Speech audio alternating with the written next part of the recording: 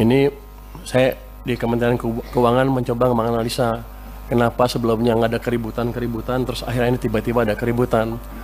Kalau kita lihat tabel ini yang tadi juga dipakai oleh Menteri Sosial, itu jumlah penghapusan dan penggantian PBIJK yang dihapus tuh di bulan Februari tahun 2026 naiknya atau mencapai 11 juta orang.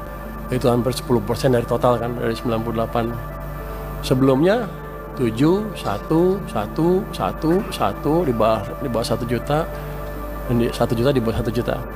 Jadi ini yang menimbulkan kejutan, kenapa tiba-tiba rame di bulan Februari tahun ini menurut dugaan kami ya.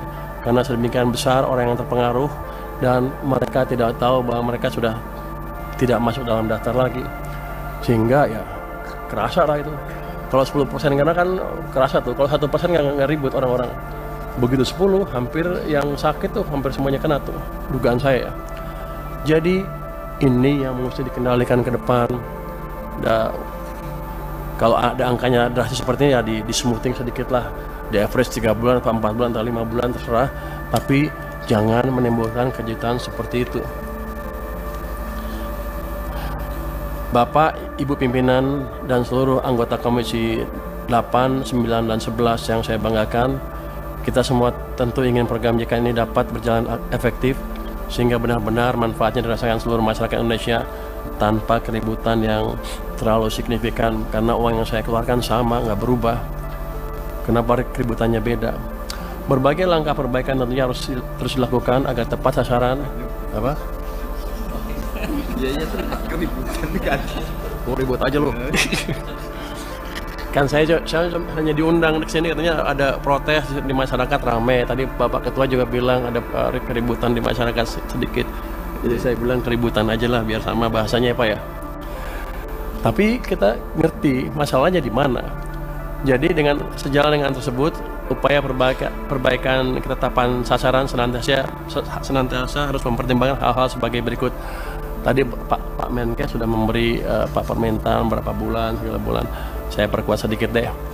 Pertama, perubahan data PBIJKN pada prinsipnya merupakan upaya untuk meningkatkan kualitas dan tata kelola program JKN agar lebih tepat sasaran, melindungi masyarakat miskin dan tidak mampu. Itu. Jadi pemutahirannya jangan bikin keributan. Yang kedua, penonaktifan peserta PBIJK dapat dipertimbangkan untuk tidak langsung berlaku, namun diberikan jangka waktu 2-3 bulan. Tadi Pak Menkes 2 bulan, 2-3 bulan yang disertai dengan sosialisasi kepada masyarakat. Jadi begitu mereka masuk list, tidak masuk lagi ke daftar PBI, langsung trigger sosialisasi ke mereka bahwa mereka tidak masuk lagi ke list itu, sehingga mereka bisa melakukan tindakan yang diperlukan, entah membayar dengan tempat lain atau gimana. Tapi jangan sampai yang udah sakit tiba-tiba begitu mau cek cuci darah lagi tiba-tiba nggak eligible, nggak berhak. Kan itu kayaknya kita konyol. Ya, padahal uang yang saya keluarin sama. Saya rugi di situ, uang keluar, image jelek jadinya.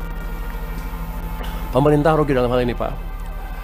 Kemudian masukan dari kami adalah penentuan jumlah PBI dilakukan dengan hati-hati dan terukur, dengan mengedepankan ketepatan sasaran, kemudian akses layanan, dan menjaga keberlanjutan program JKN. Tadi kan kalau ditanya ada nggak ruang untuk ngisi orang-orang tadi yang nggak masuk, kan ada. Kan masih 96 juta sekian kan, targetnya 98. Harusnya kalau prosedurnya clear, nggak ada masalah itu. Jadi masalahnya adalah masalah operasional, masalah manajemen, dan masalah sosialisasi yang harus bisa dibereskan secepatnya. Kalau itu membuat uang yang saya keluarkan untuk Anda lebih kecil, saya mendukung. Ribut dikit nggak apa-apa. Tapi ini kan sama, uang yang saya keluarkan sama, ribut lagi. Saya rugi banyak, Pak. Ke depan tolong dibetulin. Dengan demikian penjelasan kami tentang dukungan APBN 2026 untuk mendorong efektivitas program JKN dalam rangka mewujudkan SDM unggul, sehat, produktif, dan berdaya saing untuk menghadirkan Indonesia yang tangguh, mandiri, dan sejahtera. Terima kasih. Download Tribun X sekarang, menghadirkan lokal menjadi Indonesia.